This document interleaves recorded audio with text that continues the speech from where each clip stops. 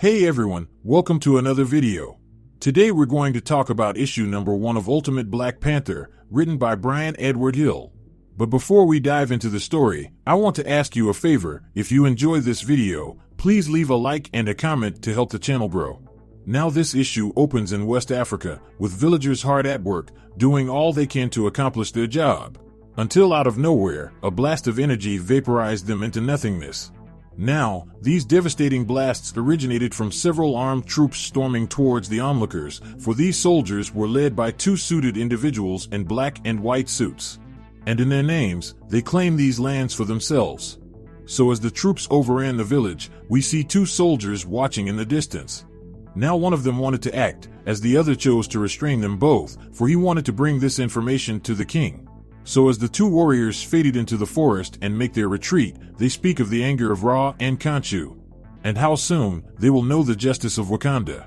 Now, with that dramatic intro, we jump over to T'Challa, the Black Panther and the King of Wakanda, waking up in his bed covered in sweat. So with the fear evident in his eyes, Okoye jumps up and asks if he had another nightmare.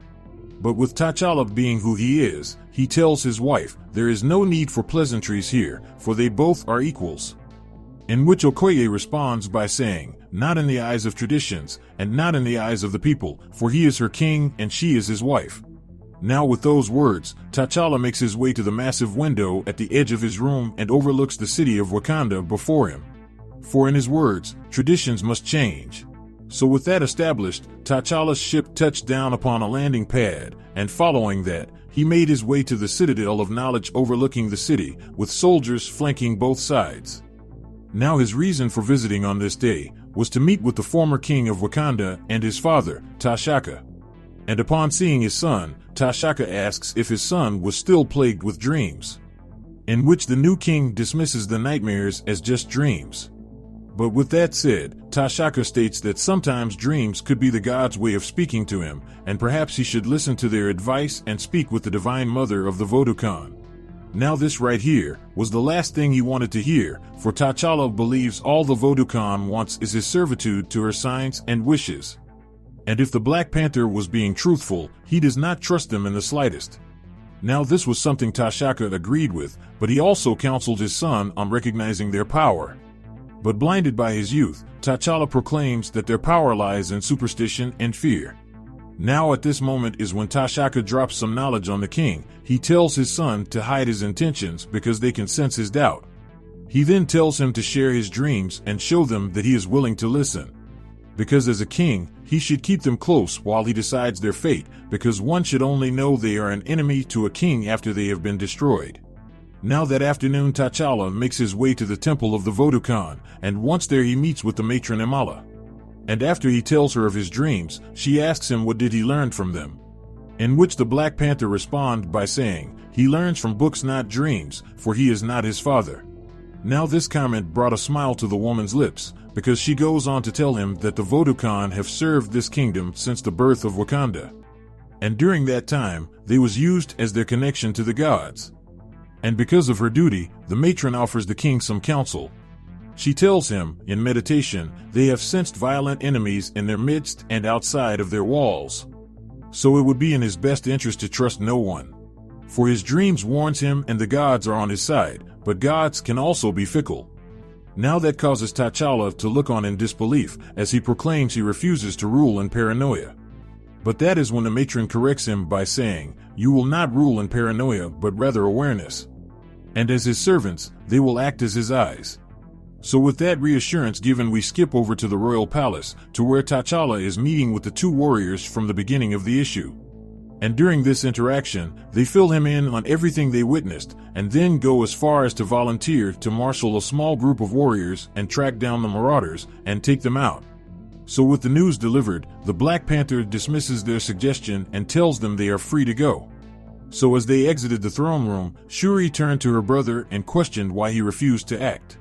In which the Black Panther doubled down on his decision and tells her his armies will remain still. Now this pissed Shuri off, because Shuri is not the one to stand by and allow innocents to die, so in a fit of rage she states that their father would act.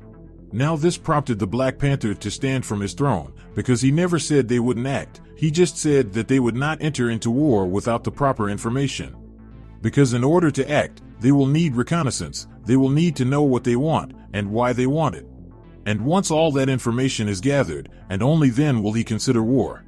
So with that said, before Shuri could argue, Okoye interfered and agreed with her husband's decision. Now with 2 against 1, Shuri turns on her heels and exits the chamber as she says she understands her king and queen. So with the debate settled, T'Challa thanks his wife for agreeing with him, but that is when Okoye replies by saying he was right, because if he wasn't, then she would have spoken differently.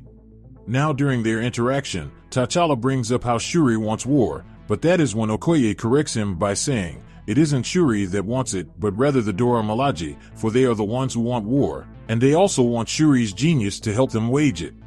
Because the only people who fear peace are soldiers, for in peace they have no purpose.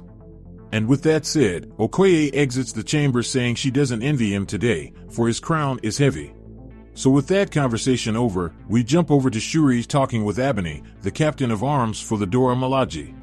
And during their brief interaction, Shuri brings up how she wishes that the enemies of the innocent feared them, in which Ebony replies by saying, they will, if they trespass into their nation.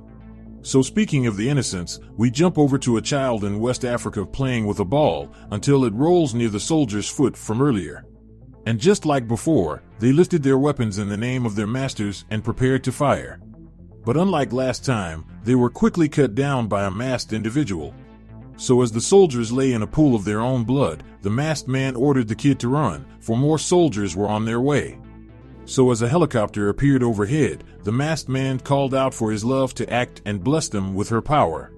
In which she did, for a thunderbolt descended from the sky and eradicated the vehicle. So with the aircraft gone, additional ground troops rushed in to attack the man, but much like last time, they stood no chance, because in a combo attack, the masked man threw his axe in their direction with a power-up from the Thunder Goddess and laid waste to them. So with the battle over, the man reveals himself to be Killmonger and states that their gods in the Hidden Kingdom will not protect them, but he alongside the Wind Rider will. So with that victory solidified, we transitioned over to Wakanda during their annual celebration of life. And during this special event, T'Challa tells his people to rejoice in the love they have for one another. For this is their kingdom, and it was built from the efforts of each and every one of his citizens. For it is his honor to serve as their king, for they are his strength, his family, his faith, and his legacy. So as the cheers rise, a hooded woman yells out for Khonshu and Ra. And before the Black Panther could react, his father pushed him off the platform as the bomb went off. And as he fell, T'Challa watched helplessly as the platform went up in flames. Now right before he hit the ground below, he managed to change into his armor as debris fell around him. And once safely on the ground, our king noticed his father remained among the rubble. So as the fire burned around him, his guards quickly rushed to his side. But in this time of sadness, all our king could say was to call his queen, sister, and the Vodukhan. For our enemies call themselves Moon Knights. So Wakanda is at war. So with that said, this issue of Ultimate Black Panther comes to an end. So with that out there, if you want to stay in the loop about any individual storyline, then how about you hop over to the playlist section down below or in the link cards above to get all caught up on the Ultimate Universe. So with that established, I hope you enjoyed this video, and please don't forget to leave a like and a comment if you want to see more videos like this. Thank you for watching, and I'll see you in the next review.